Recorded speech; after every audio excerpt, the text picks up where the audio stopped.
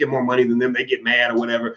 And y'all, some of y'all might even know, some of this may be an inside joke. Some of y'all may know what I'm talking about. And I'm gonna just tell you, I'm not going to address that particular thing that y'all think that I'm thinking about right now. But literally that haterology, that whole like I hate him because he's doing well shit is the sickest shit I've ever seen, because Black people should not hate another Black person because they're not broke too. Like, that's the craziest thing I've ever seen. Like, why in the world do you want every Black person to be living in the gutter eating piss every day for breakfast? Like, why wouldn't you? Seriously, if you're going to go off and you're going to get mad about somebody coming in and financially raping the Black community, why don't you start your investigation with Popeye's chicken?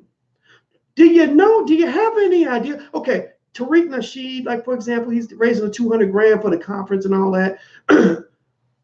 Do you know that Popeyes probably made about $50 to $100 million off of Black people by marketing chicken on Twitter? Do you know that?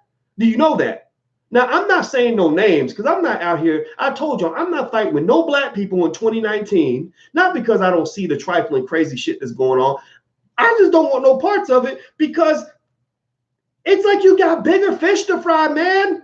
You got white supremacy. It's like you're trying to stab your sibling because they took an extra cookie, and these motherfuckers are taking the whole damn cookie factory. They're stealing millions from you and from your community, selling you refried diabetes on every corner of every hood in America. And for some reason, you want to go kill the Black guy.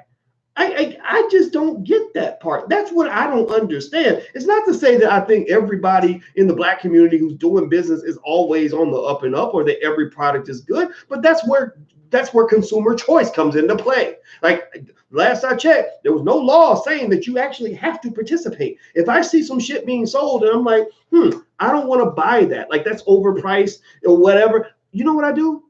I just don't buy it. I just don't participate. I say, good luck, man, but I don't want nothing to do with that. But it would be silly for me to think that I'm somehow protecting Black people by going and destroying a Black man's business, when you got, for every one Black man's business that you might have a little problem with that's taking $1,000, there's 100 white businesses that are taking millions. White people don't take the crumbs. White people steal the bulk. Like they at that 1.3 trillion, they getting about 1.2 trillion of that, and you're mad because some Black man down the street was able to get a couple of crumbs. And I think so. I think at the end of the day, I think that we just got to sort of think about, like, where are we putting our energy? Who are we going to fight with? I'm not going to fight with Black people because I've got too many enemies of Black people that I would prefer to fight. If I'm going to fight somebody, I'm going to go try to fight Popeyes or Comcast. I'm going to fight Comcast because, hey, you know what? If we win the battle against Comcast, guess what happens? That's $1 billion win, God damn it. That's a multi-billion dollar win for Black people. If Byron Allen goes to court and wins that suit, he's going to clock probably 2-3 billion out of it. But guess what? The floodgates will also open for all the other Black television networks that want to get on that system. Quayle TV reached out to me about doing a deal and putting our films on Quayle. I was like, sure, why not? Absolutely, I'll support you. But I would love to see them on Comcast. Wouldn't you?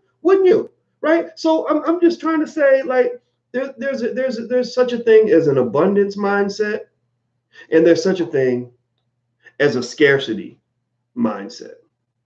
An abundance mindset says, if you're winning, I want to work with you and learn from you so that we can both be winning. If you're winning, I'm going to support you winning because I believe that my winning is independent of you winning, that it's not a trade-off, right? A scarcity mindset is, if that nigga is winning, I can't be winning. Or in order for me to win, I got to make sure you lose. Or if I can't win and I make sure you lose, then I've won because you lost. Newsflash, damn it, you don't win just because somebody else is losing. Destroying someone else does not make you win. It just kind of makes you look like an asshole, right? So that's my analysis, right? And again, I'm not even really thinking about none of this shit. Like, seriously, I told y'all I'm on a spiritual path. I done lost